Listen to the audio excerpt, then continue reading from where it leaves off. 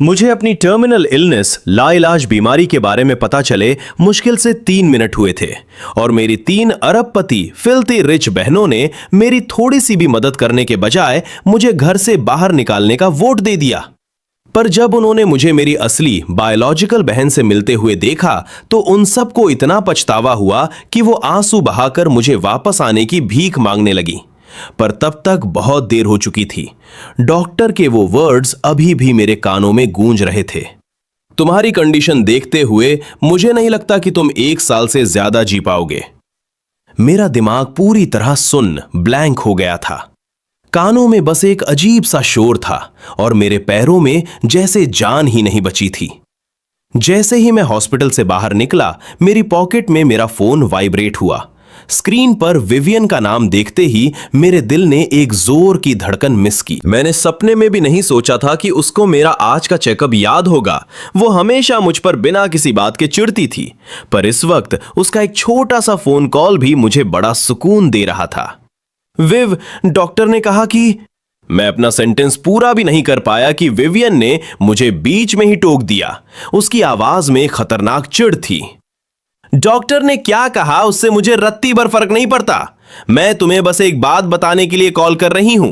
तुम्हारी सगी मां मिल गई है, तो आज के बाद हमें अपनी बहन कहने की गलती मत करना और दोबारा मूर एस्टेट में कदम मत रखना। तुम कभी हमारे असली भाई नहीं थे। विवियन की आवाज बिल्कुल बर्फ जैसी ठंडी थी, जिसमें मेरे लिए उसकी अनडिस्गाइज नफरत साफ झलक रही थी। उसने अपने गुस्से को छुपाने की 1 सेकंड भी कोशिश नहीं की। एक ही झटके में उसने मेरे उस सवाल का जवाब दे दिया जो सालों से मुझे अंदर ही अंदर खा रहा था। विवियन रिवरडेल की सबसे बड़ी टाइकून थी, रूथलेस और अनटचेबल, और मेलोडी एक A-लिस्ट स्टार थी, पॉप म्यूजिक की क्वीन। मैंने सालों इनके सामने डर डर के गुजारे थे, बस इनका थोड़ा सा प्यार पाने के लिए। और सच तो यह था कि मैं बस एक गोद लिया हुआ बच्चा था। अब जब उनका सगा भाई मिल गया था तो वो 1 सेकंड का भी नाटक नहीं करना चाहती थी।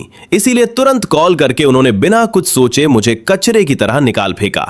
विवियन को लगा था कि सच सुनकर मैं पूरी तरह टूट जाऊंगा, शौक से चीखूंगा और अपना कंट्रोल खो दूंगा, ताकि वो अपनी कोल्ड आवाज में एक फाइनल ब्लो दे सके और मुझे मेरी औकात याद दिला सके कि हम बिल्कुल अलग अलग दुनिया के लोग हैं। पर मैंने बस ठंडी सांस ली और चुपचाप कहा, ओके। मेरा इतना शांत रहना और सब चुपचाप एक्सेप्ट कर लेना विवियन को एकदम बौखला गया, पर सिर्फ एक पल के लिए। उसने सोचा, चलो अच्छा ही है, कम से कम मुझे अब इसे पैसे देकर पीछा छुड़ाने की टेंशन तो खत्म हुई। फिर विवियन ने अपना ध्यान वापस अपने असली भाई के वेलकम पर लगा दिया, मेरे जैसा प्लेस होल्डर जो बस जगह घेर रहा था। क्या फील कर रहा था इससे किसी को क्या ही फर्क पड़ता था। उस हार्टलेस कॉल के बाद बटलर हेज ने नॉक करके कमरे में एंट्री ली और विवियन को आने वाले बैंक्वेट की ड्रेसेस दिखाई। देश के सबसे टॉप टेलर्स के बनाए कपड़े और करोड़ों की मैचिंग ज्वेलरी देखते ही विवियन के अंदर बची खुची गिल्ट भी हवा हो गई। उसने सोचा, जिस इंसान की औकात इस हाई सोसाइटी को छूने की भी नहीं थी, उसको मैंने इतने सालों की लग्जरी दी है। मूर फैमिली अब ईथन की कोई कर्जदार नहीं है। हेज, मुझे एक बाउल नूडल्स चाहिए, बिल्कुल पहले की तरह। बटलर हेज 1 सेकंड के लिए हिचकिचाया और बिना कुछ कहे वहां से चला गया। 15 मिनट बाद उसने वो बाउल विवियन के सामने रखा। विवियन ने एक बाइट ली और उसका मूड खराब हो गया। हेज, तुमने आज किचन के इंग्रेडिएंट्स चेक किए थे क्या? हेज को उसकी आवाज का गुस्सा साफ समझ आ रहा था। उसे लगा था कि ये बस नॉर्मल नूडल्स हैं जो कोई भी कुक बना लेगा, पर वो गलत था। विवियन बिल्कुल सेटिस्फाई नहीं थी। बटलर हेज ने थोड़ा सोचकर कहा, इंग्रेडिएंट्स तो सब ठीक है मैम, मैंने खुद चेक किए थे। हो सकता है ये इसलिए क्योंकि पहले ईथन आपके लिए ये नूडल्स बनाता था, उसका टेस्ट थोड़ा अलग है। मैं शेफ को अभी ठीक करने बोलता हूं। विवियन ने उसको तुरंत रोका। तुम्हारा क्या मतलब है? मैं पिछले 1 साल से हर सुबह यही नूडल्स खा रही हूं, मत कहना कि वो सब ईथन ने बनाए थे। बटलर हेज ने हां में सिर हिलाया। विवियन एकदम सुन्न रह गई। फिर उसकी आवाज में थोड़ा गुस्सा आया। तुम ईथन के बारे में कुछ भी सोचो, पर वो इस घर का हिस्सा था। तुमने उसे ये सब कैसे करने दिया? बटलर हेज ने जल्दी से एक्सप्लेन किया। मैम, एक टाइम पर जब आपके पेट में प्रॉब्लम थी और आप कुछ खा नहीं पा रही थी, तब जब ईथन को पता चला, उसने किचन में कई दिनों तक अकेले एक्सपेरिमेंट्स किए जब तक नूडल्स का टेस्ट बिल्कुल परफेक्ट नहीं हो गया। फिर उसने मुझे बोला कि मैं ये आपको दे आऊं। विवियन ने हाथ हिलाकर उसे चुप करा दिया। यह सच में पहली बार था जब उसने ये सब सुना था। उसके दिल में हल्की सी कसक उठी, पर वो एक झटके में गायब हो गई। उसने सोचा कि ये तो उसका फर्ज ही था। मूर एस्टेट ने ईथन को जो कुछ दिया है, उसके सामने एक बाउल नूडल्स की भला क्या औकात है। इधर मैं अपनी सगी मां के घर के रास्ते पर था। वहां तक जाने वाली सड़क के हर पोल और पेड़ पर मेरे बचपन की फोटो वाले मिसिंग पर्सन के पोस्टर्स लगे थे। ये तुम्हारा कमरा है। हेलन, मेरी मां की आवाज हल्के से कांप रही थी। कमरा छोटा था पर चमचमाता हुआ क्लीन था। टेबल पर एक वाइट टेबल क्लॉथ बिछा था जिस पर ऑर्किड्स बने थे। ये पूरे घर का सबसे रोशन कमरा था, जो सिर्फ मेरे इंतजार में सालों से खाली रखा गया था। मेरी आंखों में आंसू आ गए। उसने मुझे ढूंढना कभी नहीं छोड़ा था। मेरे लिए उसने हमेशा एक जगह बचाकर रखी थी। सालों में पहली बार मुझे फील हुआ कि आखिरकार मेरा भी कोई अपना घर है। दोपहर में मैं अपनी छोटी बहन सनी, जो अभी स्कूल में थी, और हेलन के साथ बैठकर घर का खाना खा रहा था। ये वही घर का खाना था जिसे मैंने सालों से मिस किया था। हेलन बस मुझे लगातार लंबे समय तक देखे जा रही थी। उसे आज भी मेरे गायब होने के बाद के वो शुरुआती दिन याद थे, जब दिन और रात का उसके लिए कोई मतलब नहीं बचा था। उसने बिना सांस लिए इस शहर के हर कोने में हजारों पोस्टर्स चिपकाए थे, पर कभी कोई फोन नहीं आया। कभी कभी सड़क पर चलते हुए किसी दुकान के शीशे में परछाई देखकर उसे लगता था जैसे उसने मेरा चेहरा देख लिया हो। मैं कितनी खुश हूं कि आखिरकार तुम लौट आए, उसने कहा। उसी वक्त सनी ने अपनी मां के चेहरे पर वो रेयर स्माइल देखी और एक सेकंड के लिए रुक गई। फिर उसके चेहरे पर भी एक बहुत ब्राइट स्माइल आ गई। लंच के बाद सनी ने बिना किसी के कहे सारे बर्तन उठाए और अपनी स्लीव्स फोल्ड करके किसी प्रो की तरह उनको सिंक ने धोने लगी। मैं जल्दी से उसकी हेल्प करने गया। Thank you. खाते वक्त वो शर्मा रही थी, पर अब सनी ने फाइनली कह ही दिया, थैंक यू बड़े भैया। वो दो शब्द मेरी रूह को किसी सुकून भरी गर्माहट की तरह छू गए। मूर एस्टेट में उन बहनों के साथ एक ही सोफे पर बैठने के बाद भी ऐसा लगता था जैसे हम दो अलग दुनिया के लोग हैं। पर इस पल में मैंने अपने आप से एक वादा किया कि मेरे पास जितना भी टाइम बचा है, मैं हेलन और सनी को एक भी दिन तकलीफ नहीं लेने दूंगा।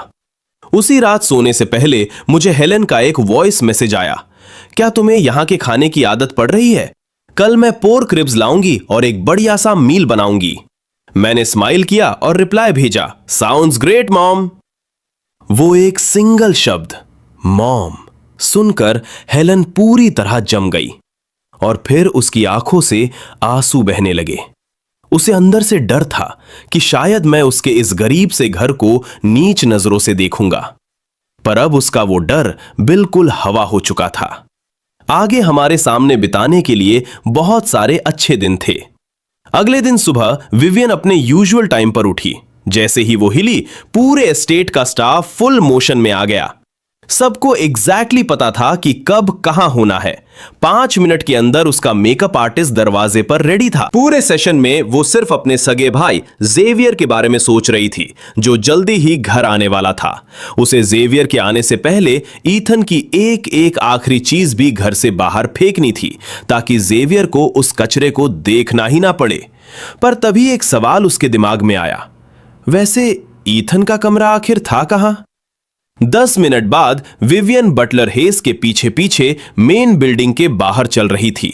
सामने की झील किसी शीशे की तरह सीनरी दिखा रही थी। दूर दूर तक हरी भरी लॉन थी। रास्ते के दोनों तरफ लंबे पेड़ थे। हवा में फूलों की खुशबू और पक्षियों की आवाजें थीं। ये सब 3 आलीशान लैंडस्केप आर्टिस्ट मेंटेन करते थे, जिनकी एनुअल सैलरी करोड़ों में थी।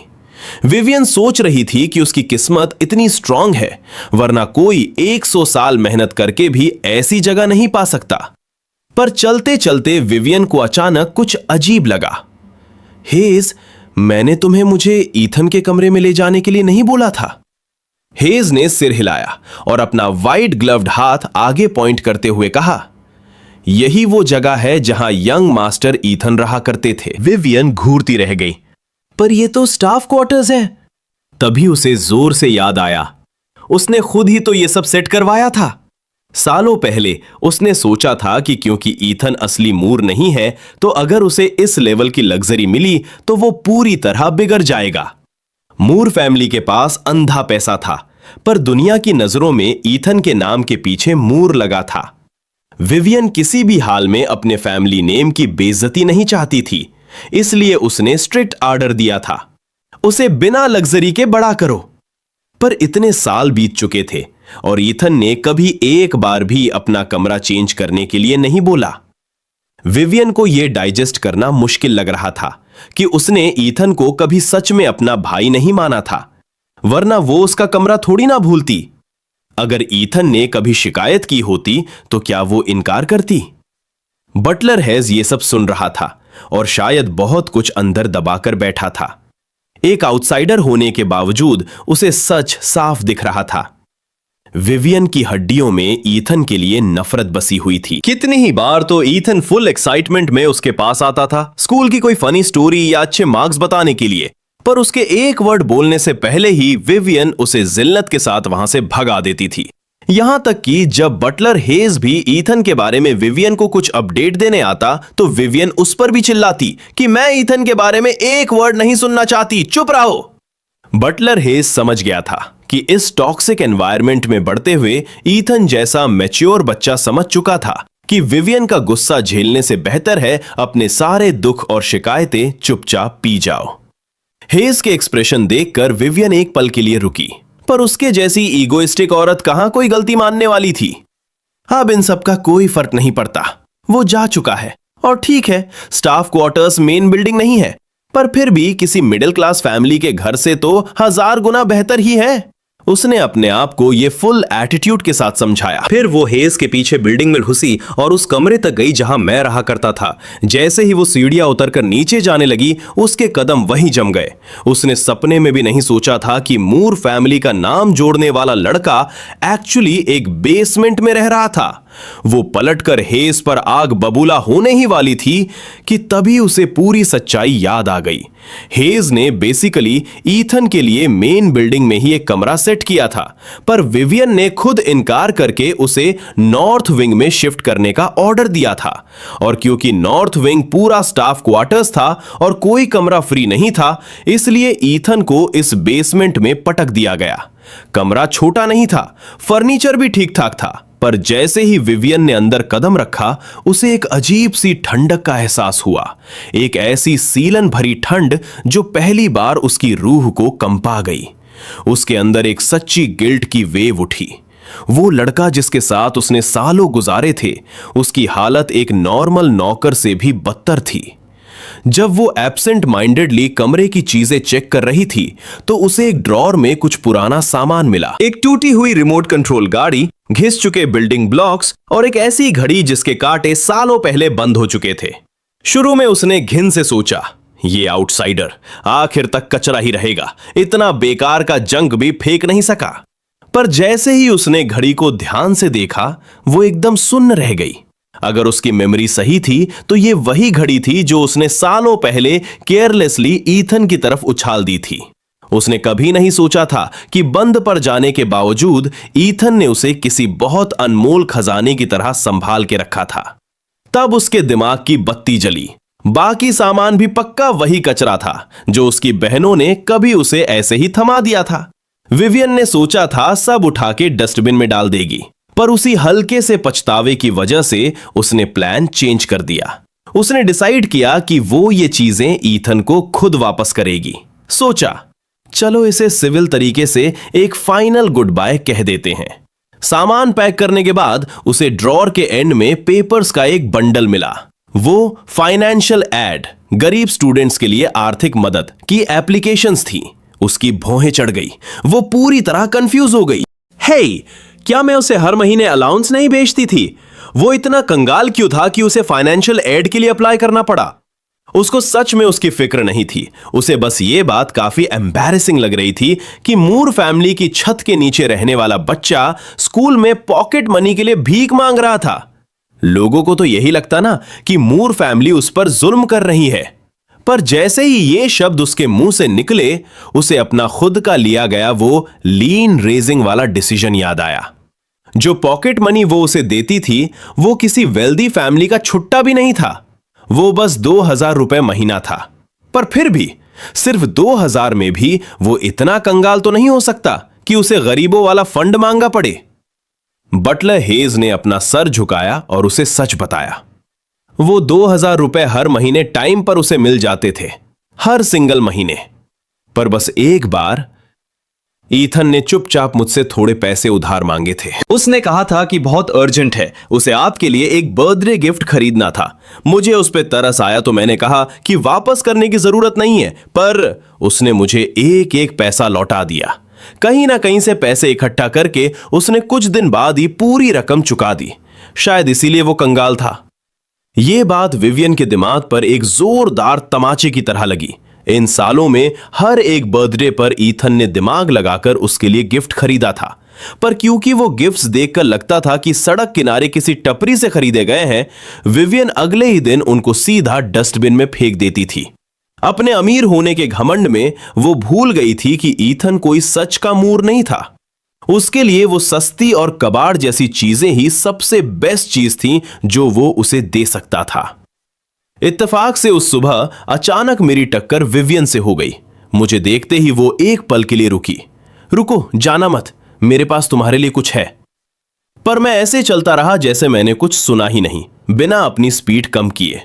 विवियन विजिबली बहुत बुरी तरह शॉक हो गई। उसकी दुनिया में ईथन हमेशा बिना किसी सवाल या हिचकिचाहट के उसकी हर बात मानता था।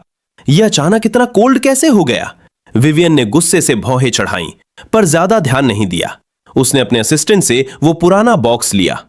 ईथन, ये तुम्हारे पुराने रूम का सामान है, बाकी फालतू का सामान कार में रखा है। मैं रास्ते में किसी से बोलकर तुम्हारे नए घर भिजवा दूंगी। तब जाकर मैं रुका। मैंने उससे वो बॉक्स लिया, फ्लिप करके खोला और अंदर झांक कर देखा। थैंक यू मिस मूर। इससे पहले कि विवियन उस मिस मूर वाले ठंडे ताने को समझ पाती, उसने कुछ ऐसा देखा जिसने उसकी बोलती बंद कर दी। मैंने वो पूरा का पूरा बॉक्स सीधा डस्टबिन में दे मारा। जब तक उसे होश आता, वो लड़का जो कभी उसका भाई हुआ करता था वहां से जा चुका था। असिस्टेंट शॉन ये सब देखकर आग बबूला हो गया। आप इतनी दूर ये सब बकवास उसे खुद लौटाने आई? आपको खुद ही वो कचरा फेंक देना चाहिए था। मूर फैमिली ने इसको सालों पाला, देश की टॉप यूनिवर्सिटी में भेजा, और इसमें एक रत्ती भर भी एहसानमंदी नहीं है। इसकी औकात कैसे हुई आपसे इस तरह बात करने की? ये एक नंबर का नमक हराम इंसान है। पर विवियन का ध्यान शॉन पर नहीं था। जैसे ही उसने मेरे मुंह से मिस मूर सुना था, उसे लग गया था कि उसने कुछ ऐसा खो दिया है जो अब कभी वापस नहीं आएगा। पर वो एक अजीब सा दर्द तुरंत एक गुस्से में बदल गया। उसको इतना जबरदस्त ईगो हर्ट हुआ कि बस उसने सिर्फ इसीलिए खुद यहां आने का सोचा था क्योंकि उसे अंदर से यकीन था कि मैं अभी भी उसे अपना परिवार मानता हूं। पर मेरा ये तेवर देखकर विवियन ने खुद को कन्विंस कर लिया कि उसने मेरी असली औकात देख ली है। उसने अपने दिमाग को समझा लिया कि मुझे घर से निकालना उसका एकदम सही और परफेक्ट डिसीजन था। जो बात विवियन अपनी कन्वीनियंस के हिसाब से भूल गई वो ये थी कि कितनी बार पब्लिक में जब मैंने उसे उसके नाम से बुलाया था तो उसने ऐसा नाटक किया था जैसे वो मुझे जानती ही नहीं। कितनी ही बार उसने मुझे स्ट्रिक्ट ऑर्डर्स दिए थे कि बाहर मैं उसे अलग तरह से एड्रेस करूंगा, क्योंकि पब्लिक में मुझे फैमिली बुलाना उसके लिए एक बहुत बड़ी शर्म की बात थी। अब जब मैंने बिल्कुल एग्जैक्टली वही किया जो वो हमेशा से चाहती थी तो उसे बहुत ज्यादा मिर्ची लग रही थी। असिस्टेंट शॉन आग में घी डालता रहा, क्योंकि इस लड़के की कोई शर्म बची ही नहीं है। अगर ये नमक हराम कल को रेंगते हुए वापस आता भी है ना, तो हम इसे पलट कर भी नहीं देखेंगे। लोग इस लेवल पर आने के लिए मर मिटने को तैयार रहते हैं, और इसने सब ठुकरा दिया। ये सारी जिंदगी इस पल के लिए पछताएगा। यह सुनकर विवियन का गुस्सा थोड़ा शांत हुआ। तुम ठीक कह रहे हो, वो पछताएगा, एब्सोल्युटली। फिर विवियन का ध्यान उस बैग पर गया जो उसके असिस्टेंट ने पकड़ रखा था।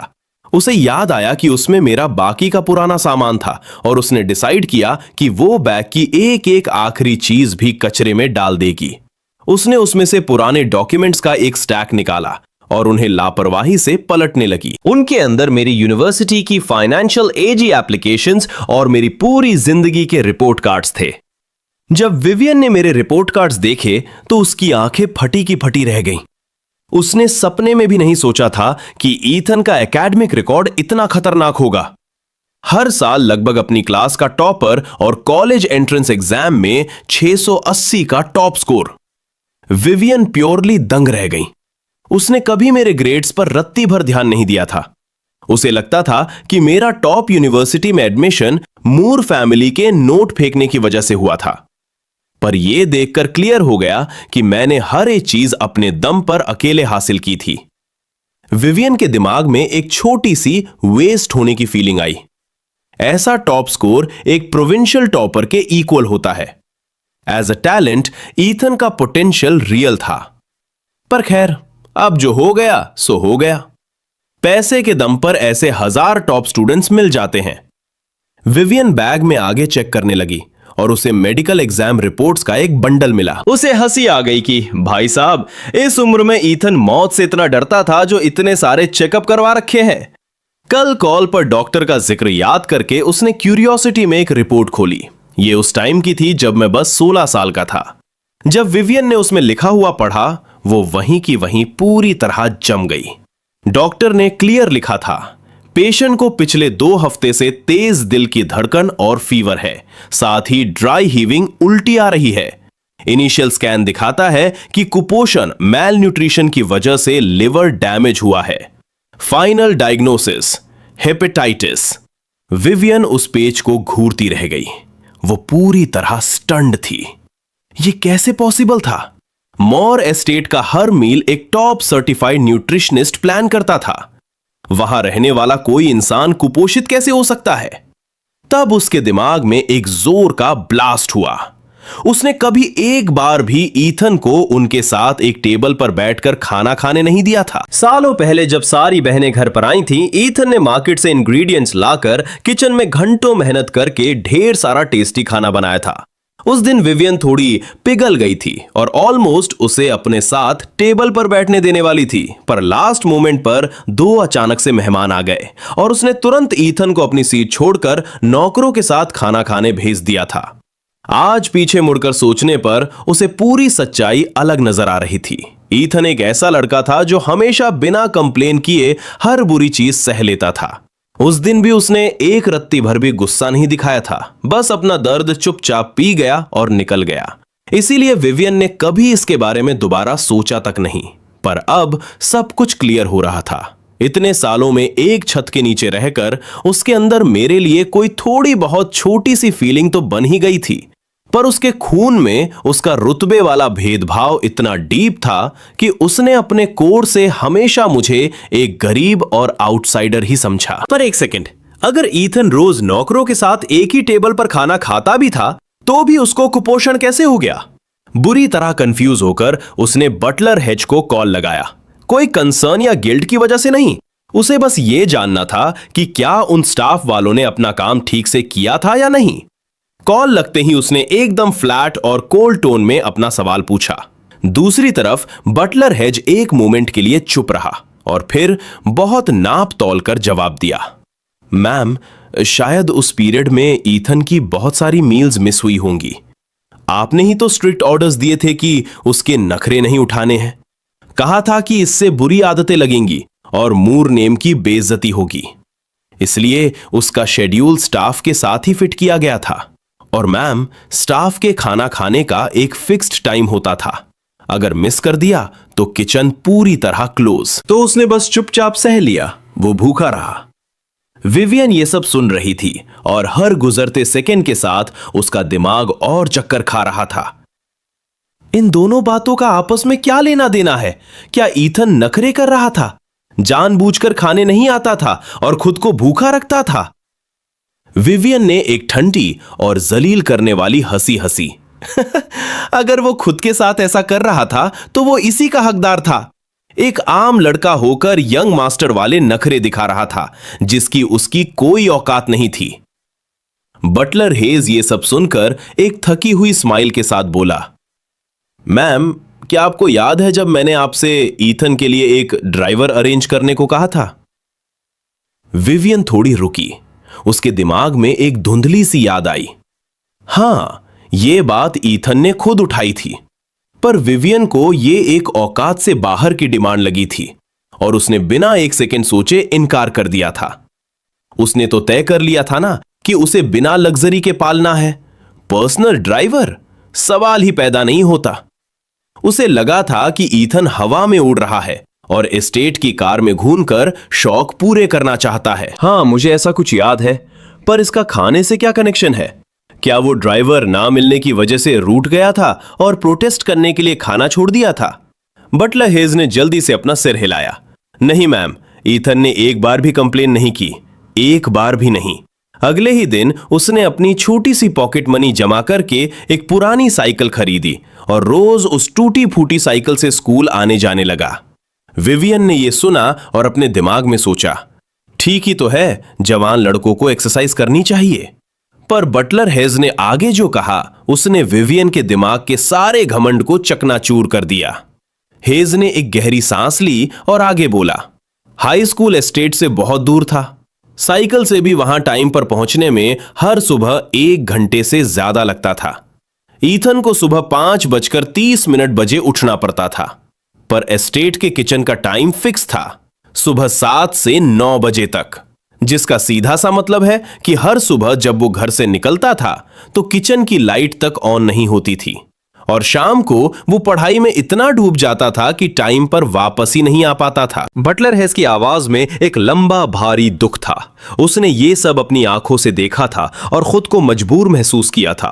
उसने कई बार ईथन के खाने की बात उठाई थी, पर हर बार विवियन ने उसे बीच में ही टोक कर चुप करा दिया था, ये कहकर कि यहां सबके साथ एक जैसा बर्ताव होगा, कोई स्पेशल ट्रीटमेंट नहीं मिलेगा। ये शब्द विवियन के दिल के आर पार किसी तीर की तरह लग गए। आज फाइनली उसकी आंखें खुली कि वो कितनी गलत थी। वो सारी जिंदगी शॉफर ड्रिवन आलीशान गाड़ियों में घूमी थी।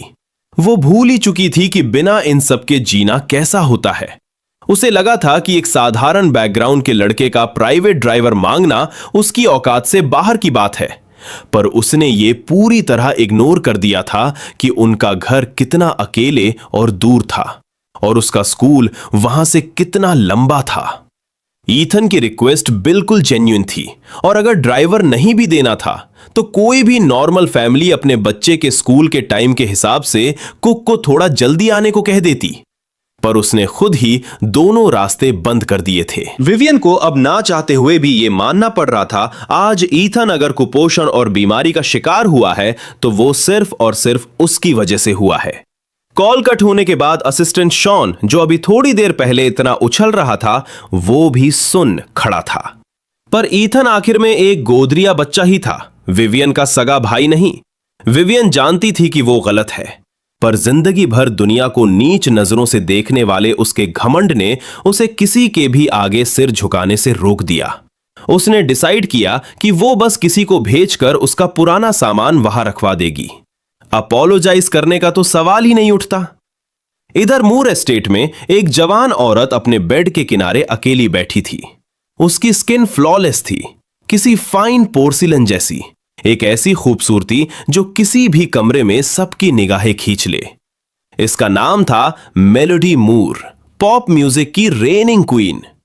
उसका लेटेस्ट गाना अभी अभी रिलीज हुआ था और सारे मेजर स्ट्रीमिंग प्लेटफॉर्म्स पर टॉप पर ट्रेंड कर रहा था। पर पिछली रात से मेलोडी ठीक से सो नहीं पाई थी।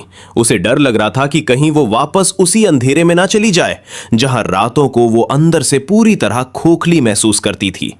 उसने आदत के मुताबिक अपना फोन उठाया ताकि वो ईथन को कॉल करके बुला सके और थोड़ा सुकून पा सके, पर अचानक उसकी उंगलियां रुक गईं और एक कड़वा सच उसे हिट किया। उसका ईथन अब यहां नहीं है। उसने और उसकी बहनों ने खुद उसे घर से धक्के मारकर निकाला था, पर यह दर्द जल्दी ही गायब हो गया। वो कभी हमारा नहीं था। जेवियर जल्दी ही घर आने वाला है। एक स्टैंड इन को घर में रखना बेवकूफी होती।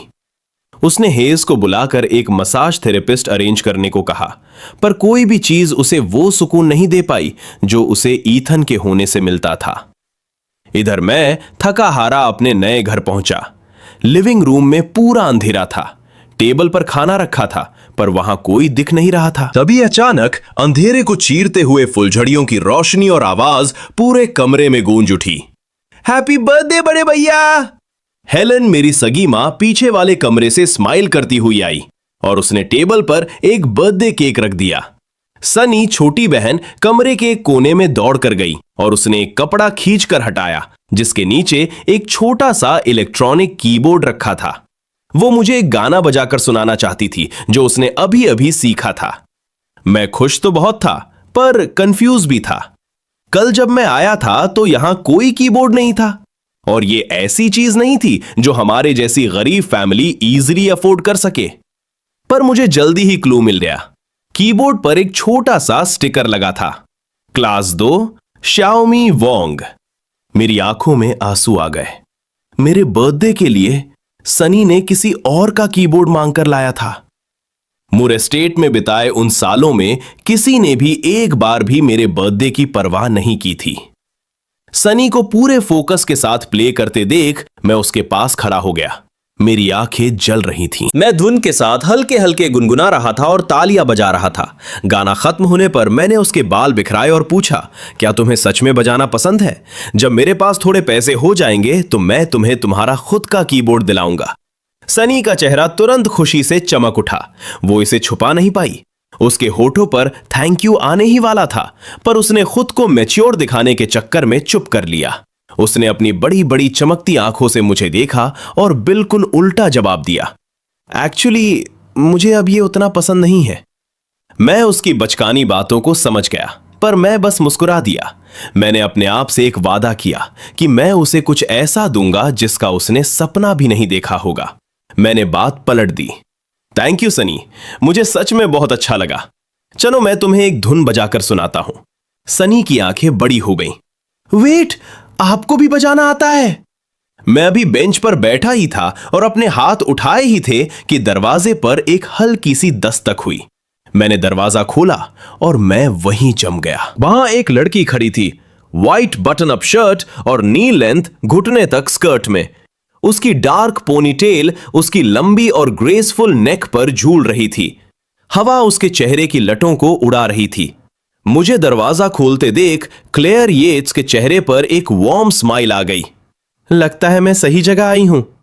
उसने दोनों हाथों से पकड़ा हुआ एक खूबसूरत गिफ्ट बॉक्स मेरी तरफ बढ़ाया। Happy birthday Ethan. जब मैं बिना कुछ बोले ब्लैंक खड़ा रहा तो उसने अपना सिर थोड़ा सा टेढ़ा किया और मजे लेते हुए बोली, क्या तुम अपनी बेस्ट फ्रेंड को अंदर नहीं बुलाओगे? वो हाई स्कूल में मेरी क्लासमेट थी। उसे क्लास ग्रुप चैट से पता चला था कि मेरे साथ क्या हुआ है और वो स्पेशली आज मुझसे मिलने आई थी। सनी इस अप्सरा जैसी लड़की को घूर रही थी और फिर उसने पलटकर मुझे देखा, जो एक स्टैच्यू की तरह खड़ा था। उसके छोटे से चेहरे पर एक शैतानी सी स्माइल आई और वो दुनिया की सबसे शरारती बच्ची की तरह मुस्कुराई।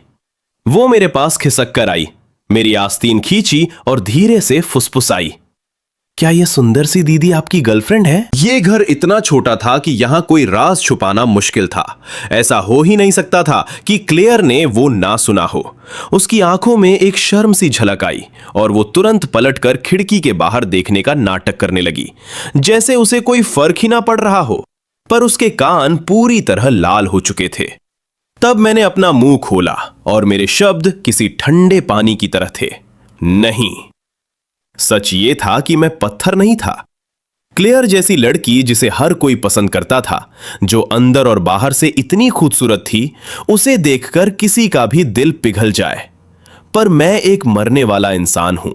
मुझे प्यार के बारे में सोचने का क्या हक है? सनी को इन बड़ों की टेंशन का कुछ आइडिया नहीं था। उसने मुझे खींचकर कीबोर्ड के पास बिठा दिया। मैं बेंच पर बैठा और मेरी उंगलियां कीज पर ऐसे फिसली जैसे बहता हुआ पानी। वो धुन पूरे कमरे में गूंज उठी। क्लेयर एकदम से उस धुन में खो गई।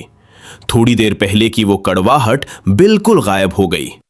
जब आखिरी नोट खत्म हुआ तो उसकी आवाज हवा में तैरती रही। सनी ने तब तक तालियां बजाईं जब तक उसकी छोटी छोटी हथेलियां लाल नहीं हो गईं। भैया ये अमेजिंग था, ये तो मेलोडी का नया गाना है ना? मेरी क्लास की सारी लड़कियां यही गाना गाती रहती हैं। मैं बस मुस्कुराया और कुछ नहीं कहा, क्योंकि सिर्फ मैं जानता था सच क्या है। ये गाना मेरी पिछली जिंदगी का हिस्सा था, उस दुनिया का जो अब मेरे लिए खत्म हो चुकी थी। उसी वक्त शहर के दूसरे कोने में मूर एस्टेट में मेलेडी आधी रात को अपने ग्रैंड पियानो के आगे बैठी थी। उसके ऊपर एक सॉफ्ट रोशनी पड़ रही थी। जैसे जैसे धुन आगे बढ़ रही थी, वो बिल्कुल वही क्वीन लग रही थी जो वो बन चुकी थी। जैसे जैसे वो म्यूजिक की गहराइयों में डूबी, आवाज और ज्यादा जिंदा होने लगी। जब गाना खत्म हुआ तो बटलर हेज ने हल्के हाथों से तालियां बजाईं। हर बार जब वो ऐसी परफॉर्मेंस देती थी, हेज को पास्ट याद आ जाता था। जब मेलेडी सिर्फ 7 साल की थी, उसने स्क्रीन पर एक मास्टर पियानिस्ट को देखा था जिसकी उंगलियां कीज पर आग लगा रही थी। वो इंस्ट्रूमेंट के प्यार में पागल हो गई। आज उसके फैंस उसे मास्टर बुलाते हैं, पर जब उसने शुरू किया था तो उसके टीचर को उसमें रत्ती भर भी टैलेंट नहीं दिखा था। उसकी म्यूजिक थ्योरी कमजोर थी और उसकी उंगलियां आम बच्चों से थोड़ी छोटी थी। पियानो का मास्टर बनने के लिए लंबी और खूबसूरत उंगलियां चाहिए होती हैं। उसके टीचर ने पहली ही क्लास में बोल दिया था कि वो कुछ नहीं कर पाएगी। वो क्लास में सबसे पीछे रहती थी जब तक ईथन वहां नहीं आया और उसने सब कुछ नहीं बदल दिया। आज भी मेलेडी उस दिन को नहीं भूल सकती जब उसने पहली बार उस लड़के को बजाते हुए देखा था। उसके पास भी वही लिमिटेशंस थी, उसकी उंगलियां भी छोटी थी, पर फिर भी उसने बिल्कुल परफेक्ट बजाया। उस दिन के बाद से मेलेडी ने अंदर ही अंदर ईथन को अपना कंपटीशन मान लिया। अगर इस जैसा लड़का ये कर सकता है तो मैं इससे बेहतर कर सकती हूं। उसने रात दिन एक कर दिए और धीरे धीरे अपनी क्लास में सबसे आगे निकल गई। यहां तक कि जिस टीचर ने उसे रिजेक्ट किया था, उसने भी उसे फेमस ओपरा हाउस में अपने साथ ड्यूट बजाने के लिए इनवाइट किया। मेलेडी को याद है वो कितनी लकी थी, पर उसे यह भी याद था कि वो उस टीचर की सबसे बेस्ट स्टूडेंट नहीं थी। कई पुराने स्टूडेंट्स उससे टेक्निक में आगे थे। मेलेडी वो स्पॉट चाहती थी, पर उसे पता था कि चांस कम है। पर लास्ट मोमेंट पर टीचर ने अनाउंस किया कि सिलेक्शन एक रैंडम ड्रॉ से होगा और किस्मत से मेलेडी का नाम आ गया। उस रात के बाद मेलेडी ने फिर कभी पीछे मुड़कर नहीं देखा। ईथन, तुम्हारा क्या ख्याल है? यह नाम बिना सोचे ही उसके मुंह से निकल गया। फिर उसे होश आया।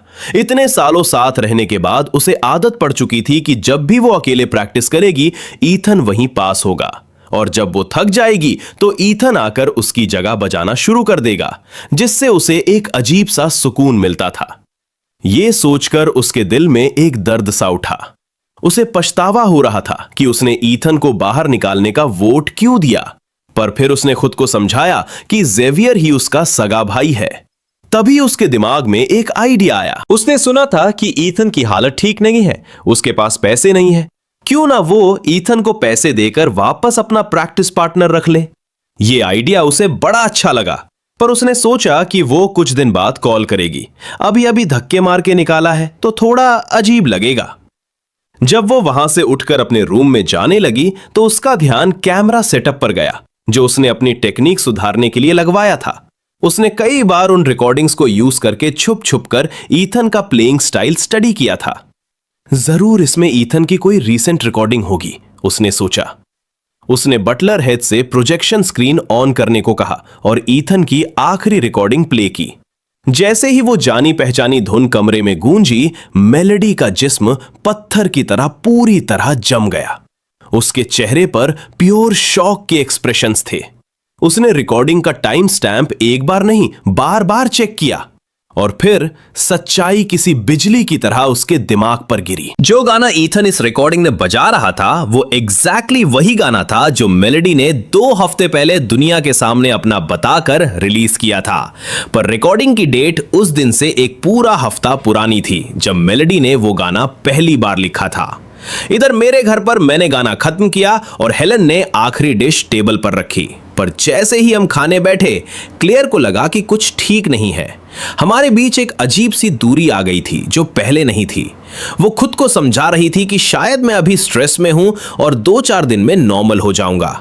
जैसे ही खाना खत्म हुआ, मैं 1 सेकंड भी वेस्ट किए बिना बर्तनों का बहाना बनाकर किचन में घुस गया। क्लेयर के दिल में दर्द सा उठा।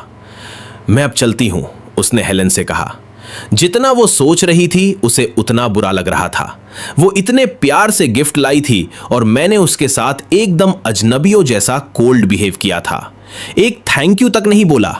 पर जब वो दरवाजे तक पहुंची, उसे एक उम्मीद थी कि मैं पीछे से आवाज दूंगा। अगर मैं बस एक शब्द बोल देता तो वो सब भूल जाती। पर रियलिटी ने उसके मुंह पर जोरदार तमाचा मारा। उसने निराशा में दरवाजा बंद किया और मैं किचन से 1 इंच भी नहीं हिला। टोटल जर्क, 1 नंबर का बेवकूफ, क्लेयर ने गुस्से और रोने वाली आवाज में खुद से कहा।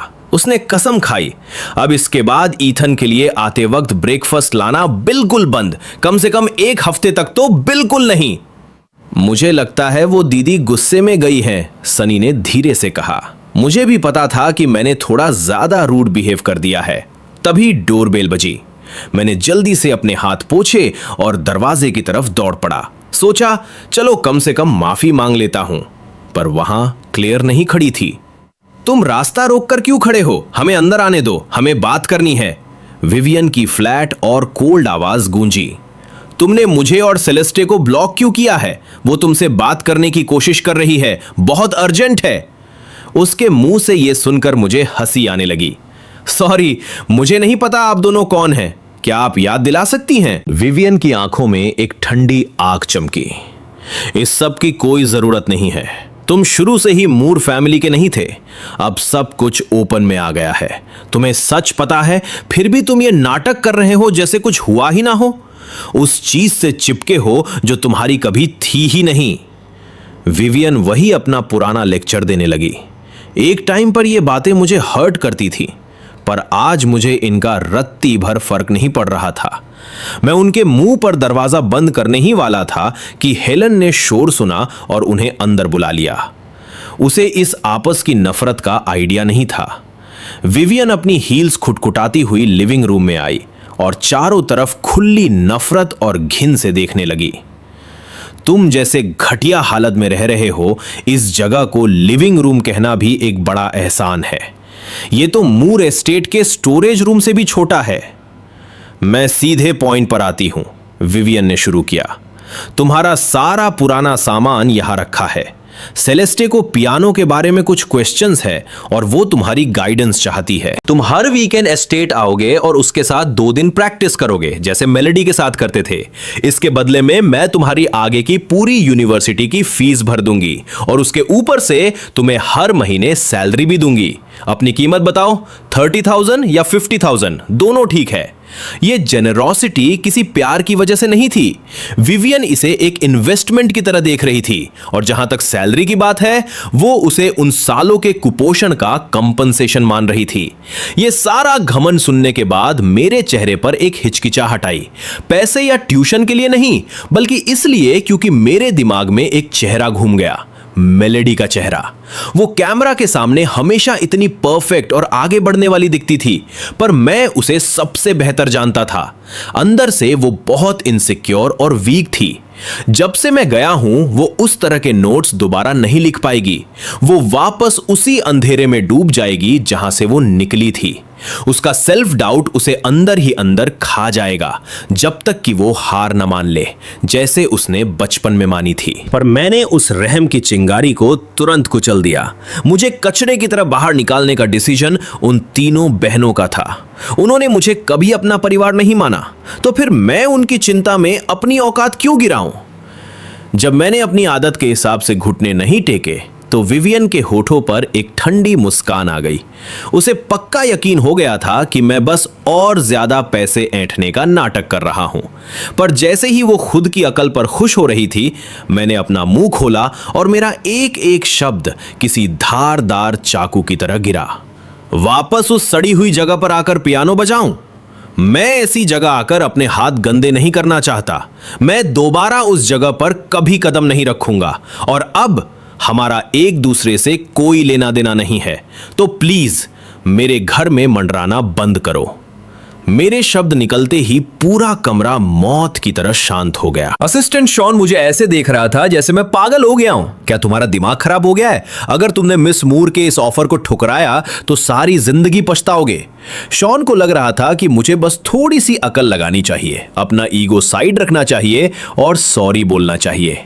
मूर एस्टेट में एक छोटा सा रोल मिलने के बाद भी मैं टॉप तक पहुंच सकता था और मेरी मां और बहन की गरीबी हमेशा के लिए दूर हो जाती।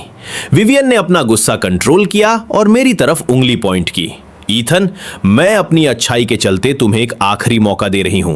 अभी के अभी झुको और माफी मांगो, फिर हर वीकेंड आकर मेलेडी के साथ प्रैक्टिस करो। ये ऑफर अभी भी वैलिड है। मेरा जवाब सिर्फ एक शब्द का था, एकदम साफ और फाइनल, गेट आउट। विवियन ने इतनी जोर से दरवाजा पटका कि दीवारें तक हिल गईं। कार में बैठकर उसने कसम खाई कि वो मुझसे सारे रिश्ते तोड़ देगी और अपना पूरा फोकस जेवियर के वेलकम पार्टी पर लगाएगी। तभी उसके फोन पर पैसे कटने का एक नोटिफिकेशन आया, 530,000 रुपए। ये ट्रांजैक्शन जेवियर ने की थी, बिना किसी रीजन या एक्सप्लेनेशन के। विवियन के लिए यह समंदर में एक बूंद जैसा था। उसने सोचा, जेवियर ने 20 साल गरीबी में गुजारे हैं, अब अगर वो थोड़े बहुत पैसे उड़ा भी रहा है तो ये उस कर्ज का एक छोटा सा हिस्सा है जो एक बहन के नाते उस पर बाकी था। इधर मेलेडी को एक ऐसी खबर मिली जिसने उसकी सांसें रोक दी। उसके मेंटर से कैजुअली बात करते वक्त उसको सच पता चला, ईथन का पियानो टैलेंट उससे 1000 गुना बेहतर था।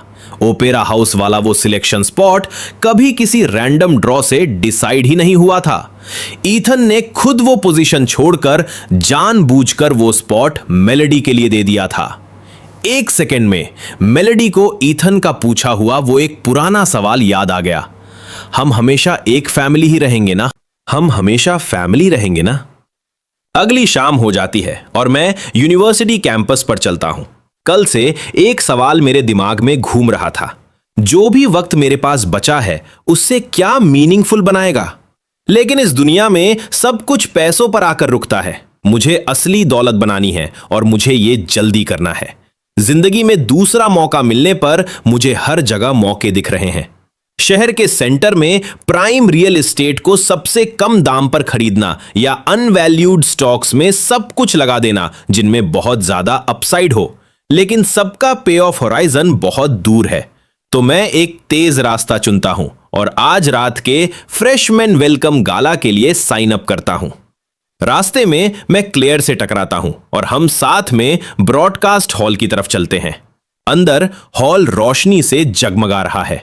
हर स्पॉटलाइट मेन स्टेज पर टिकी हुई है। देश की सबसे प्रतिष्ठित यूनिवर्सिटीज में से एक होने के नाते ये गाला दूसरे लेवल का है। स्कूल ने इसको लाइव कवर करने के लिए बड़े मीडिया आउटलेट्स को बुलाया है और एक official live stream top platforms पर पहले ही चल रही है।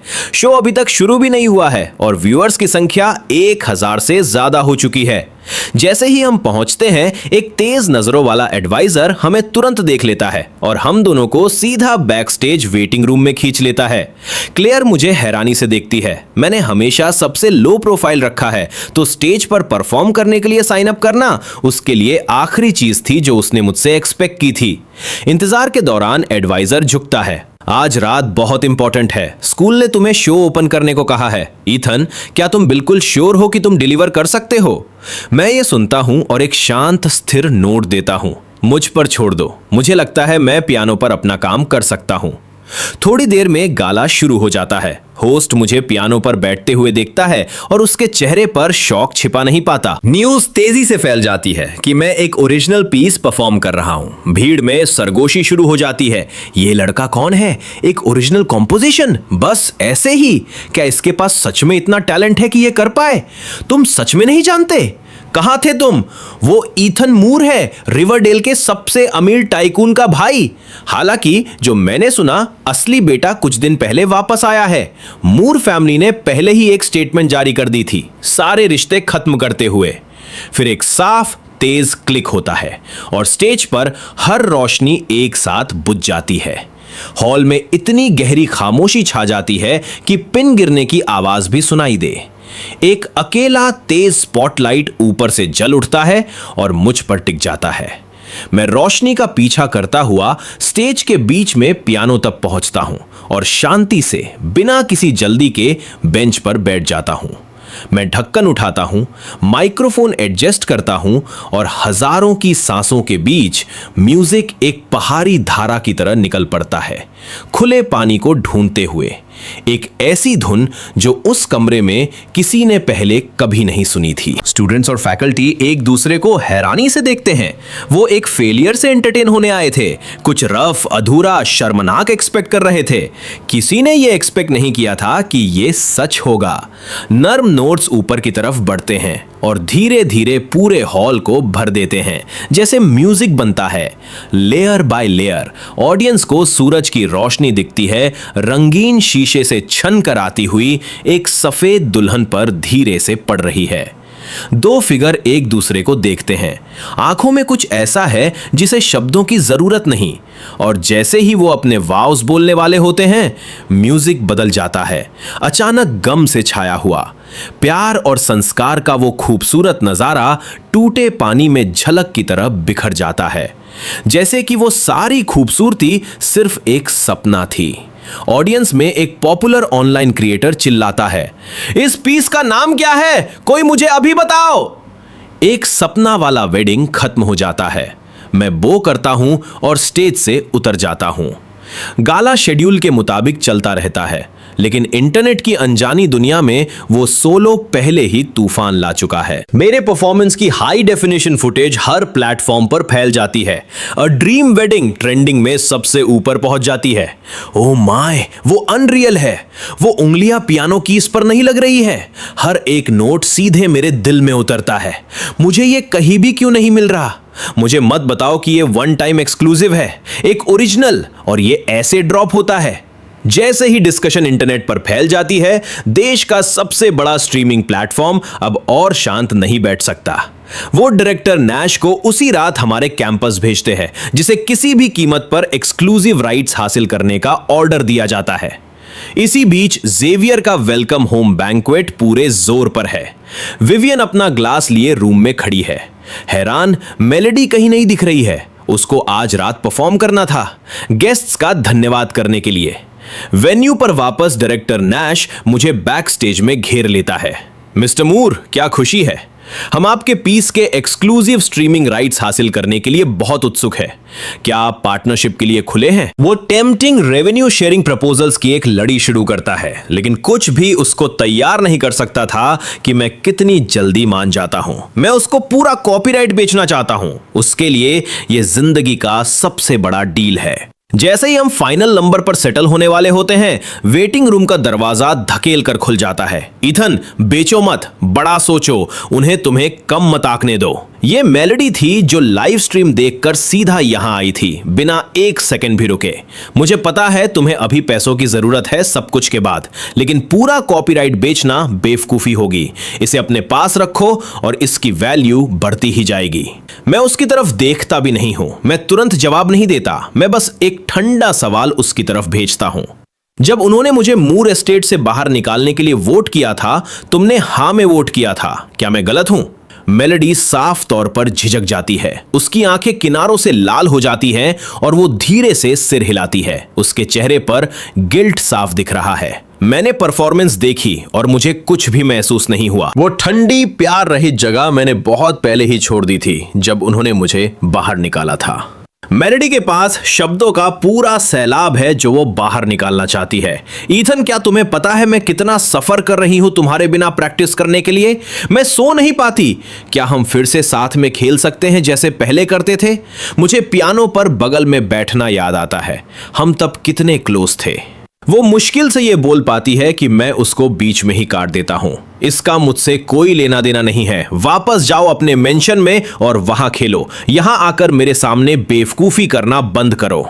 मेलेडी वहीं खड़ी, स्पीचलेस। उसने अपने वाइल्डेस्ट ड्रीम्स में भी नहीं सोचा था कि मैं उसे इस तरह की गुस्से से कभी देखूंगा। पहले बस उसके एक कैजुअल शब्द से मैं उसके लिए बिना किसी फेल के आ जाता था। एक पूरी दहाई से ज्यादा। उन सालों में मैं कभी देर से नहीं आया। जब मुझे बुखार था तब भी। उसको मुझसे बेहतर पता है कि उसके लिए हमेशा मौजूद रहना मेरे लिए सब कुछ था। तो अब मेरी आंखों में ये कैसी नजर है? तब और अब के बीच का अंतर उसकी आंखों को और भी जला देता है। ईथन, क्या हुआ तुम्हें? तुम मुझसे ऐसे कभी बात नहीं करते थे। मुझे सच में तुम्हारा प्ले करना पसंद है। क्या तुम मेरे लिए थोड़ा सा वक्त नहीं निकाल सकते? वो शब्द मेरे पेट में घूमते हैं। मैं एक छोटी ठंडी हंसी हंसता हूं।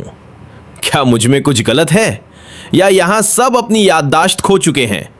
वो कौन था जिसने मुझे कचरा कहा था?